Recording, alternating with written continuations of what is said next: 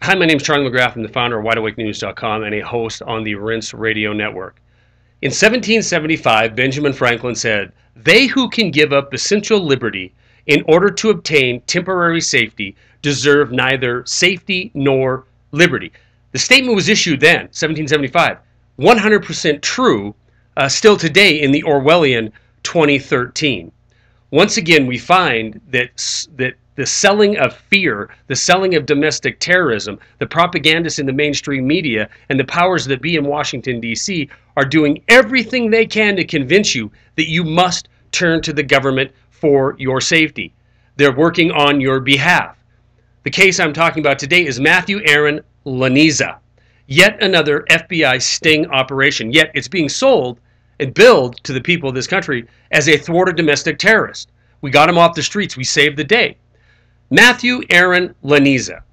In 2010, 2011, his father called the police because he was suicidal and issuing threats to the family. When the police showed up, they found that he had transported an AK-47 semi-automatic assault rifle in Arizona, where it was legally purchased, took it across state lines into California. This constituted a crime. He ended up serving 1 year in jail for this crime.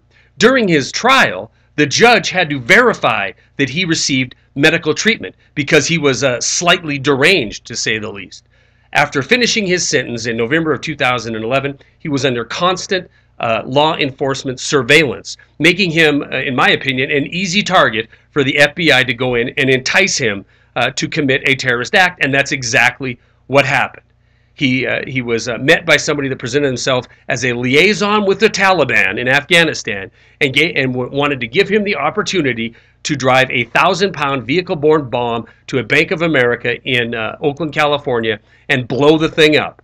This guy being deranged, this guy being angry at the system, absolutely signed on to it. Mentally unstable, and offered a chance to go after revenge. That's exactly what he did. When he pushed the cell phone detonator provided to him by the FBI, nothing happened, and the arrest was made. Heroes, once again, Joint Terrorism Task Force doing their job. FBI spending millions and millions and millions of taxpayer money to set up sting operations. One after another we hear about these things.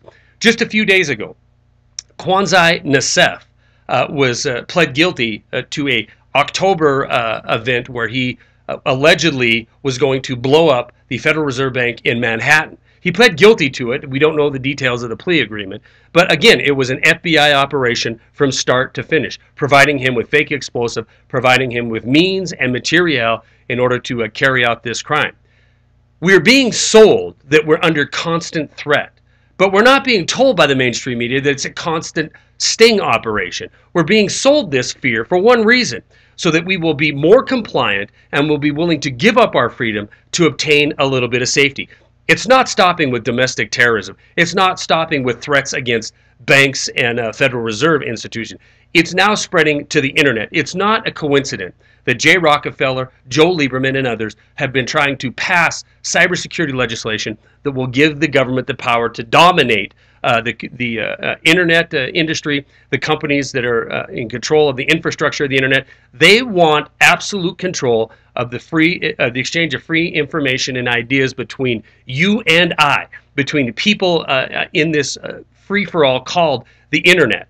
They want to be able to control it because it's their number one enemy to the current power structure. If we have to rely on whatever Google says, if we have to rely on whatever the mainstream media says to get our information, we become a lot more docile and a lot more easy to manipulate and control. It's all about generating the fear in order that we will capitulate and give away our freedom in order to obtain a little bit of safety. That's why tomorrow night, when the president gives his State of the Union, he more than likely is going to bring up this cybersecurity issue. And if he doesn't tomorrow night, he's most certainly going to enact some executive orders taking steps to obtain cybersecurity. They're selling us fear. Right now we're being sold the fear of domestic terrorism. We've already been sold the fear of enemies around the world that want to come over here and steal our freedoms. We've been fighting a war for this reason for over a dozen years.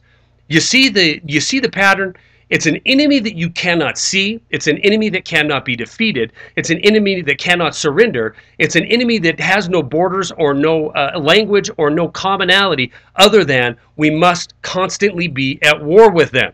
It's not going to be any different when it comes to fighting domestic terrorism, and it's most certainly not going to be any different when it comes to cybersecurity. We are going to be sold a bill of goods, so we will give up our freedom to obtain a little bit of temporary safety. And like Benjamin Franklin said in 1775, when we do this, we will get and we deserve neither. Stories are attached. That's all I got.